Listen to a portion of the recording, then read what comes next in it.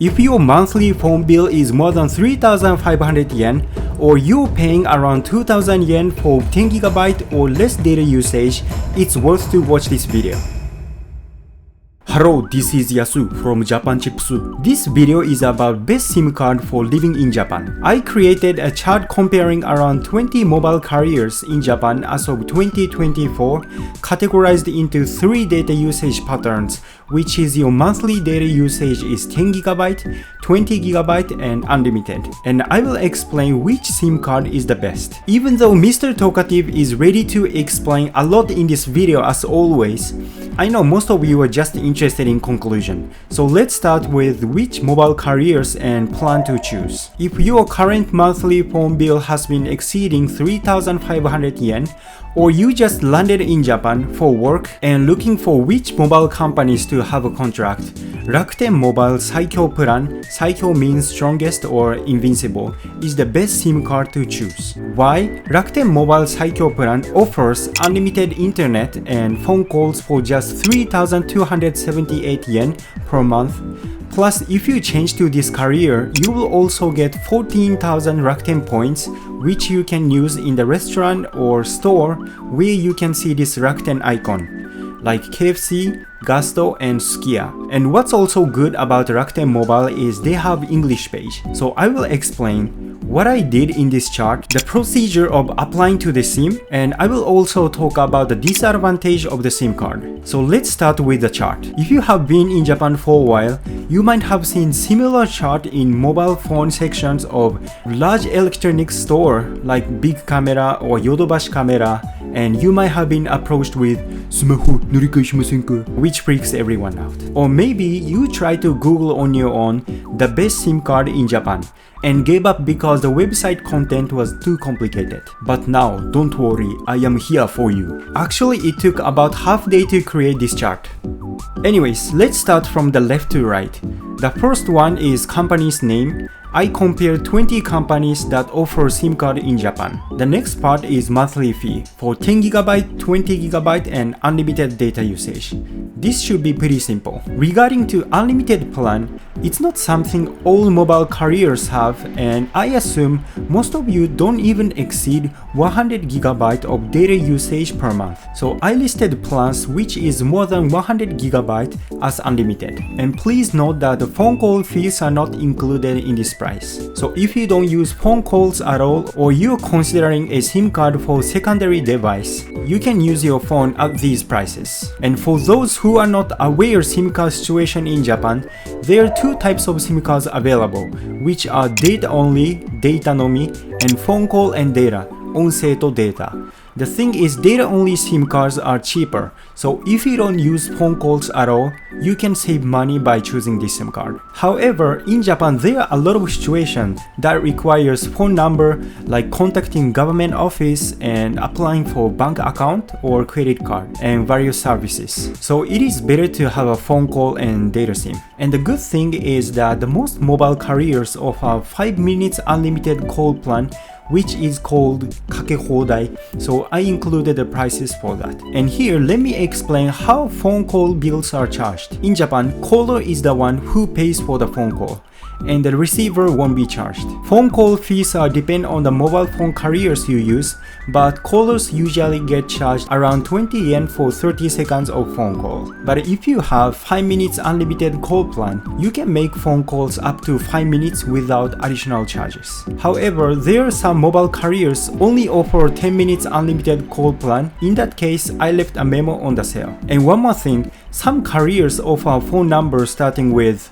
050, which is IP phone number, official name is Internet Protocol phone number, for free. The thing is, there are many cases that IP phone number cannot be used for service applications and personal verifications. So it's better to have a phone number which starts with 080 or 090 with phone call and data SIM. I know there are a lot of info, so time to take a break.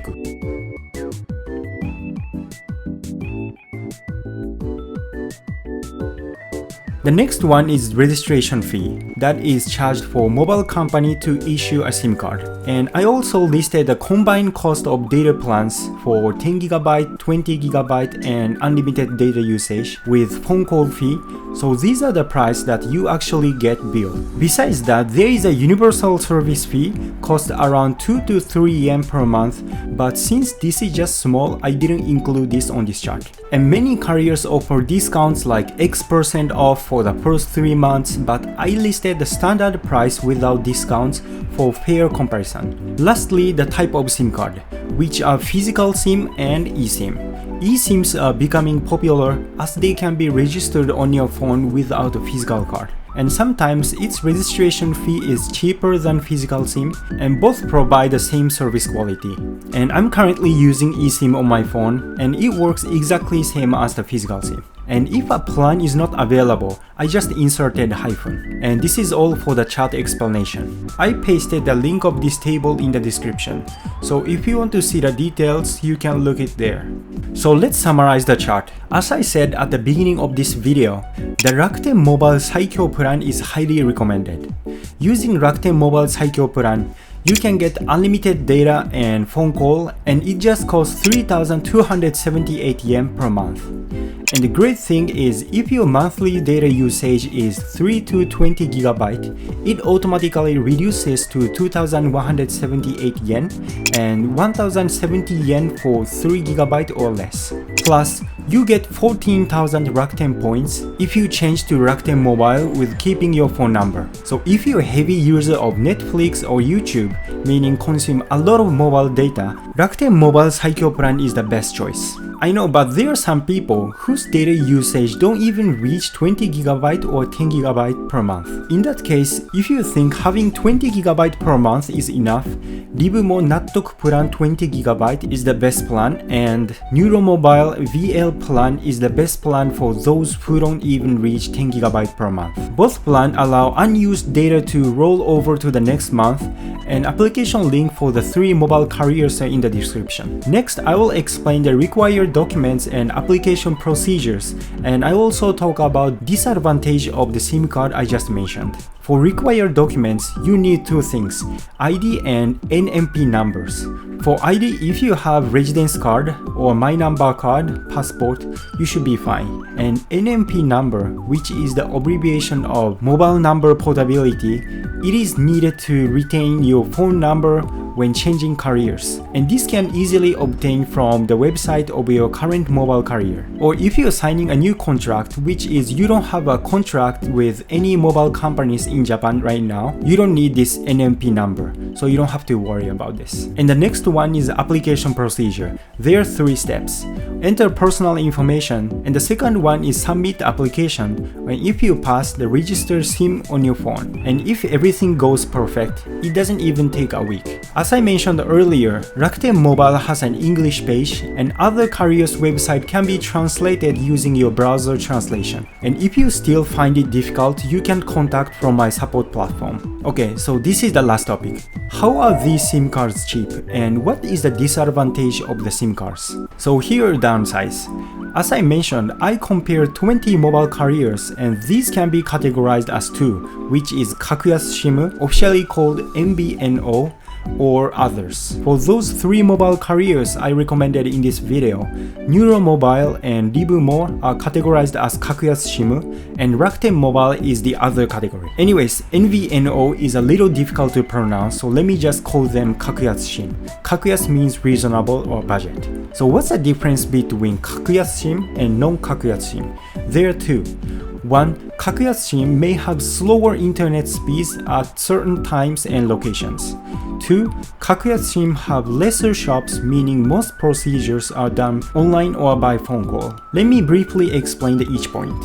1. Kakuyasu SIM may have slower speeds at certain times and location. This can be understood if you know how Kakuyasu SIM mobile carrier works. You might have seen these massive antennas like this while walking around the city. Actually, these antennas transmit the phone signal needed for your smartphone to communicate. And these antennas were originally owned by 3 mobile companies: au, SoftBank, and Docomo. You may have heard this. Back then, we used to pay 7,000 to 8,000 yen per month for mobile phone bill. And Prime Minister Suga stepped in saying, あなたたちは稼ぎすぎているのでスマホ代を安くしてください. And that's when Kakuya SIM appeared. Kakuya SIM used the same antennas built by au, SoftBank, and Docomo, which means they didn't have to invest in infrastructures. This allows them to offer a low prices. However, the phone signal used for Kakuya SIM is a little different from non-Kakuya SIM. Non-Kakuya SIM use platinum band, and this is why Kakuya SIM internet speed is a little slower. When choosing a Kakuya SIM, you might see A plan, D plan, and S plan. These names came from the initial of au, Docomo, and SoftBank. And you may be wondering about Rakuten. And Rakuten was originally categorized as Kakuya SIM because it used to borrow the network from au, but starting from June 2024, Rakuten has been expanding its platinum band infrastructure, and this is making mobile industries more competitive. Okay, back to Kakuya SIM. I said Kakuya SIM's internet speed is slower than others, but it doesn't mean Kakuya SIM are unusable. I've been using Kakuya SIM for about 7 years, and I've never been unable to use internet while outside. And there are a lot of information online that compares which mobile carriers are better or worse, but mobile network performance depends on where you use it and how many people around you are using the same network. So I'm a little skeptical about internet speed comparison content on internet. The second point is that Kakuya SIM have lesser shops, so procedures needs to be done by online or phone call. While au, SoftBank, and Docomo have their stores all over in Japan, Kakuya SIM have significantly lesser shops, and you may only find shops in urban train station areas or large electronic stores. This means that if you want to apply Kakuya SIM, you should be able to process application online, which can be a little tough for not tech-savvy person. However, those who research this kind of information online, which means watching my video, you should be fine. And as I said earlier, Rakuten Mobile has English page, and for other mobile carriers, you can use mobile translation features to convert text info to your native language.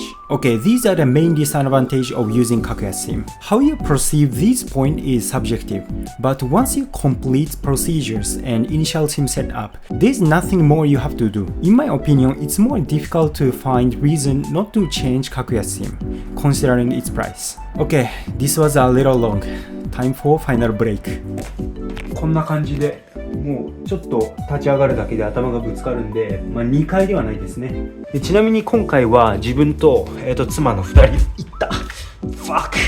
Okay, this time I compare the prices for various mobile carriers and their plans, and also talk about what you should know about using Kakuya SIM. And I've posted application URL for 3 mobile carriers in the description, so you can check them out. And if you have any question for procedures, please leave a comment or contact to the support platform for involving personal information. I'll try to prioritize responding. Okay, so this is everything for this video.